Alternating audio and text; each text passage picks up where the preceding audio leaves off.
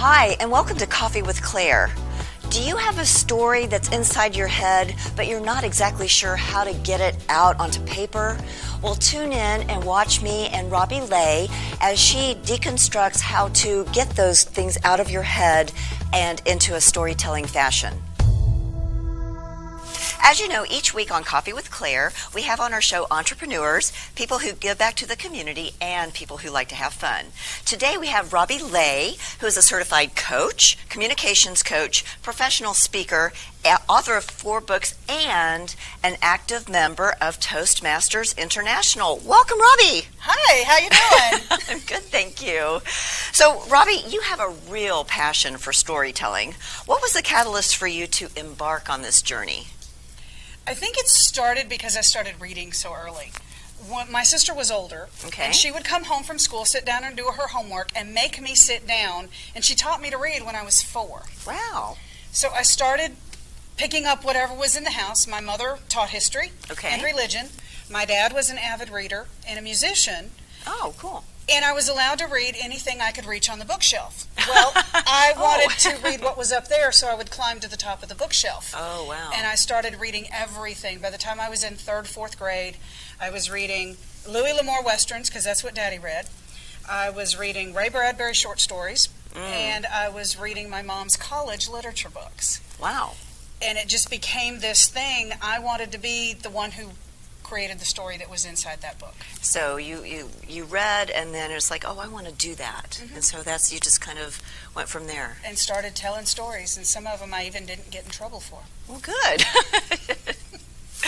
Well, you know, as a voracious reader, I'm curious as to your take on how you feel the electronics that we have now are going to affect our future leaders as they're learning to read on tablets rather than, in a regular book, or does it matter? It does matter. There is some visceral differences because it's been proven it's harder to read on an electronic screen. Okay. Because those pixels are always moving. That screen is always in movement, so your brain and your eyes are racing to keep up with the movement. Reading on a piece of paper or an actual book, your eyes and your brain don't get as tired because you're reading on something that is static. Interesting. Okay. That's just been proven. I personally just like the smell of ink and paper. Me too. I love going into Barnes & Nobles, and it's like, number one is all these things I don't know that I can't wait to learn about, but number 2, really and truly, smelling the ink. I know, I'm such a nerd. And the older the book, the better. Yeah, because it smells It different. has a different smell. Absolutely. I don't know what it is, but it's a very real, visceral difference in electronic book and real book. Wow. Well, and that's something to think about as we move through our electronics age here. Now, you have a company called Word Crafters. Yes. And under Word Crafters, you have a lot of different entities that kind of roll up into that. So how do you allocate your time? I mean, we've got a lot of entrepreneurs that watch our show, and one of the things that they're always saying is, oh my gosh, I've got all these things I have to do. How in the world am I going to get them all done? So how do you allocate your time with all of the different parts and pieces of your business? For the most part, I use just what I call block scheduling. Okay. And I look at what I have to do, I look at deadlines, and I know approximately how long such and such is going to take. So on my calendar, on a Monday, I've got, 2 hours goes to this client. And then I have 2 hours that goes to this project. And kind of spread everything out, see what I need, and do it in blocks, and then block off, I've got to be out of the house for this, or out of the office for that, and just set up the schedule and stick to it as much as possible and hope life doesn't interfere too much. Well, and it will.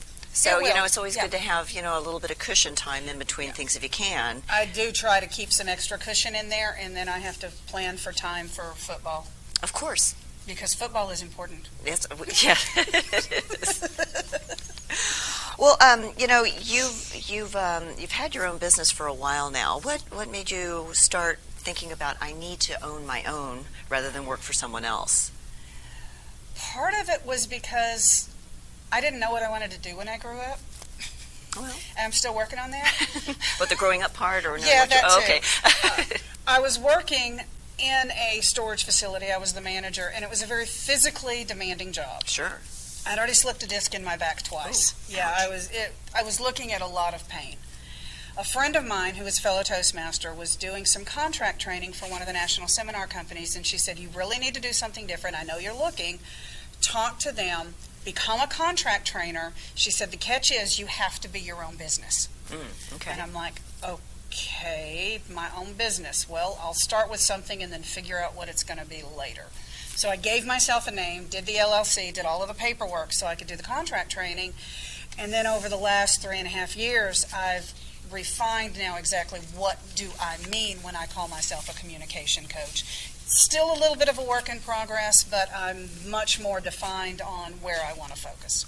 And you're a communications coach, but you're also a consultant. Yes. So I think people confuse those two terms, or they use them incorrectly. So can you kind of define for the audience what the difference is between a coach and a consultant? A consultant will come in and say, this is what you have, this is what you need. Mm-hmm. A coach will come in and say, this is what you have, this is what you need, and this is how you get there. The consultant usually doesn't tell you how to get there. Mm-hmm. They just give you the end result of what you need and leave it up to you to figure out how to get there.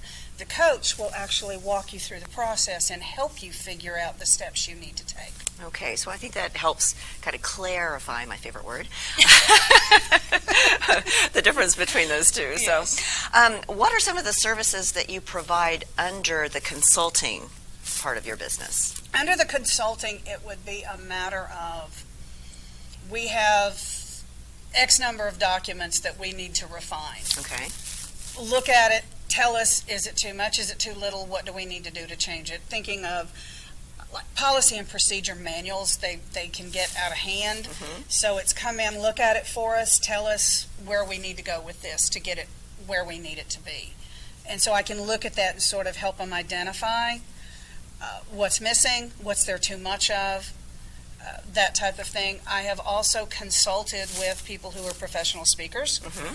And say, I've got to give a presentation. Can you help me with this? What's missing? What's not? What do I need to do differently? So I've worked with that a little bit as well. So that's kind of what I do as a consultant. Look at what you have and kind of help you see what you have, identify what you have. Some people don't even realize what they have.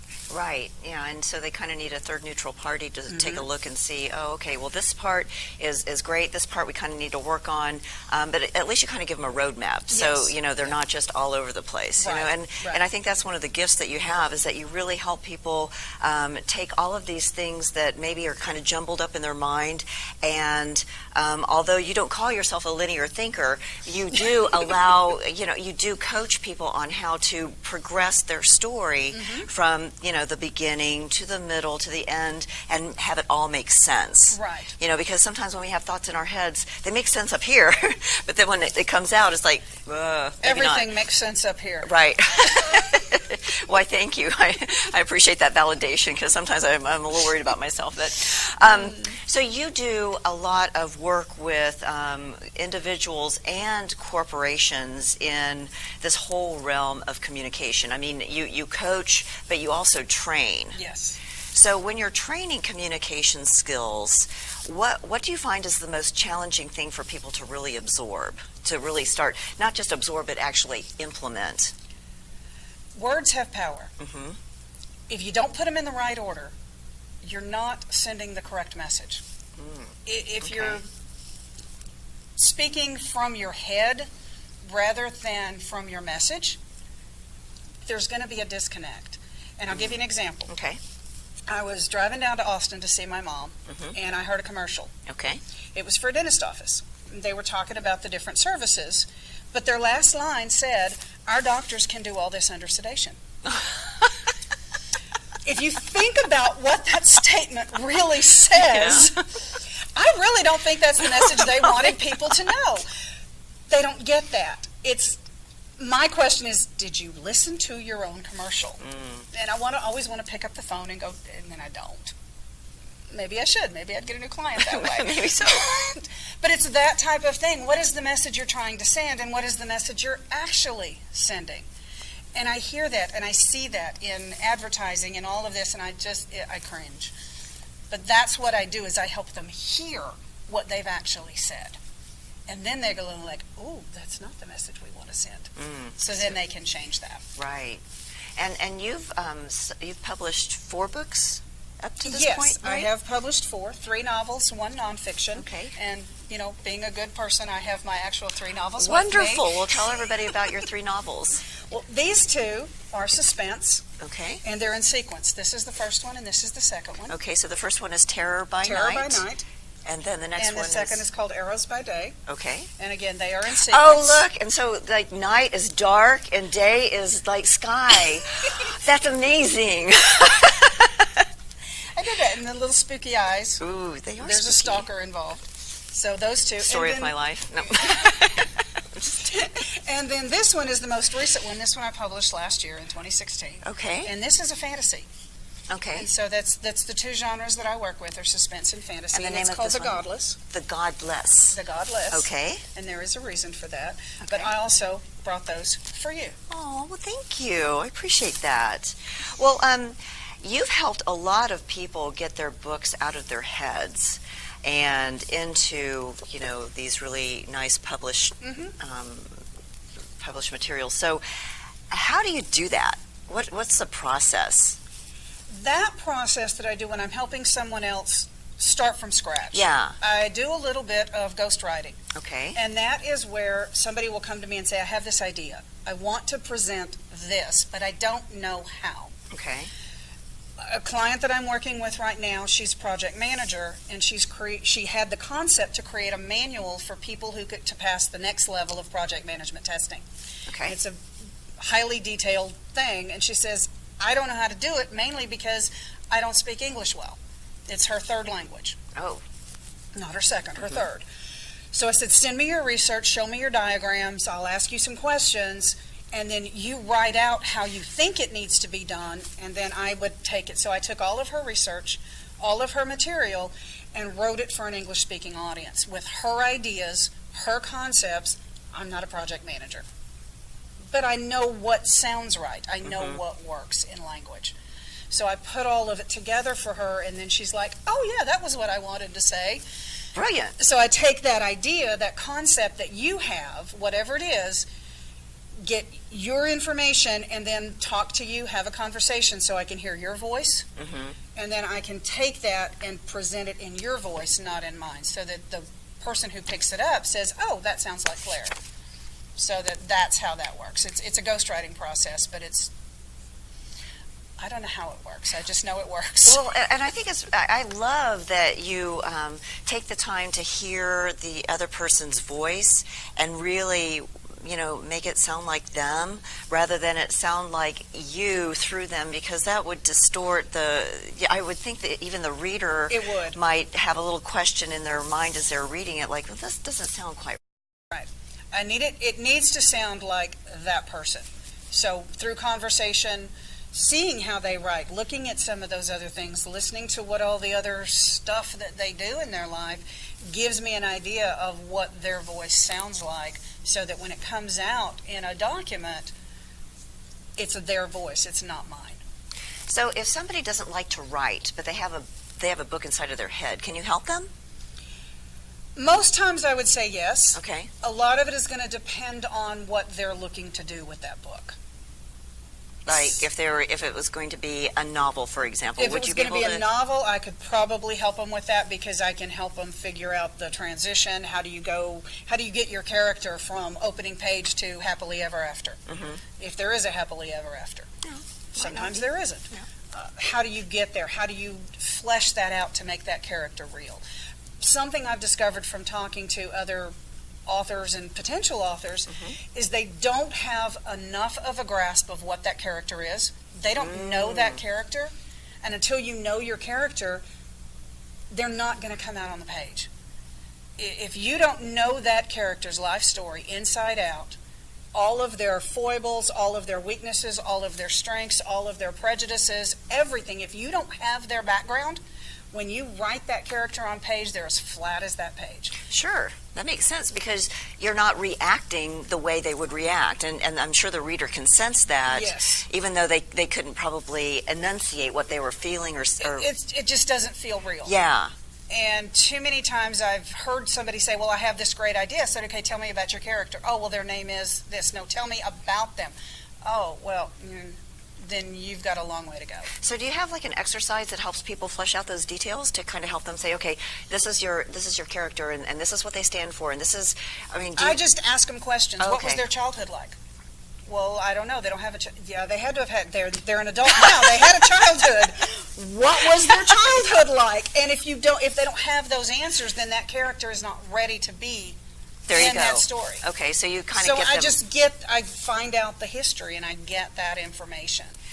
So, how do you keep everything moving forward? I mean, you've got all of these different things that you do. You know, you're with Toastmasters, and you've been with them for what, 8 years? 9 years? 8 or 9 years, yeah. Don't make me do math. Okay, I won't. And you've risen up through the ranks there. Mm-hmm. You know, you're obviously very busy writing, and you're a trainer. So what keeps you going? I mean, what keeps you thinking, okay, well, let me get up tomorrow and do this again? I hate to be bored. Yeah. I need something to do. If I don't, my brain drives me crazy. The voices don't shut up, and I know that sounds crazy. No, I don't really need a straitjacket or a medication. Okay. I just need something to keep the voices quiet. And whether it's helping somebody else or getting their story out of my head and onto paper, as long as the voices stay quiet, I can keep moving. So this is really an outlet for you to keep your sanity. Right. Now, I don't want the voices to go silent. No, because then you're not alive anymore. Well, if the voices ever go completely quiet, now we're going to have a real problem. Yeah. Okay, well, we'll make sure that, let's keep feeding those voices with whatever juice they need. So, what advice would you give someone who's thinking about starting to write a book? Determine your audience. Okay. What do you want to say? Okay. Who do you want to say it to? And why do they care? If you can't answer those questions fairly clearly, don't start. Okay. You'll be frustrated, you'll be irritated, and it won't go anywhere. So you need to know, who are you writing it to? Why are you writing it? And why do they care? Very solid advice. Well, Robi, let everybody know how they can find you if they're interested in having a ghostwriter or having somebody coach them for communication and all the other things that you do. My business website is just Word Crafter Consultants, all lowercase, all one long word, .com. Okay. And there's a contact page on there. There's some other information that they can see it. It connects to my author site as well. There's a link on there that says see me as an author, and you can go to my and they can website. Order your books. They can order my books from my author site. I'm on Facebook. Okay. I've got 3 pages on Facebook as an author, as a business, and as an individual. So they can find all of that there. That's the easiest way to find me. Awesome. Well, Robi, thank you so much for being here today. We really appreciate it. All right. Thank you, Claire. I was so happy to be here. How do I balance responsibility and fun at work? You have to look at work like it is fun. You have to enjoy it. And then you make sure to take breaks. That's really important too. Some of the fun things about growing my business are interacting with really exciting people and going to really fun events and expanding my conversations and hearing about what people are into.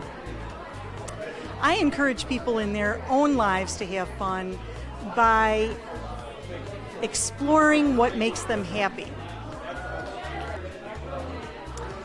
If you're struggling to have fun, I would say follow your gut. Follow what you think makes you happy and go with it. If it's cooking, if it's playing with dogs, if it's sewing, go for it. My business is called Dory Aromatherapy and Reflexology, and I work with people to help them feel more alive and relaxed and grounded and centered. So if you had a happy dance or a happy stance, what would that look like?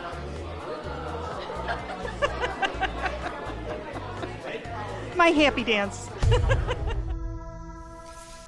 Do you have a story inside of your head? We don't necessarily all have to be published authors. We can also document our thoughts just in a journal. So I encourage you to get those thoughts out of your head, out of your heart, and onto paper, because you know what? No one can tell your story like you can tell your story. Now remember, you can watch Coffee with Claire archived editions on WBTVN/channel/Coffee with Claire, and we're also on Apple, Roku, and other internet TV carriers. And remember, always follow the fun. I'll see you next time.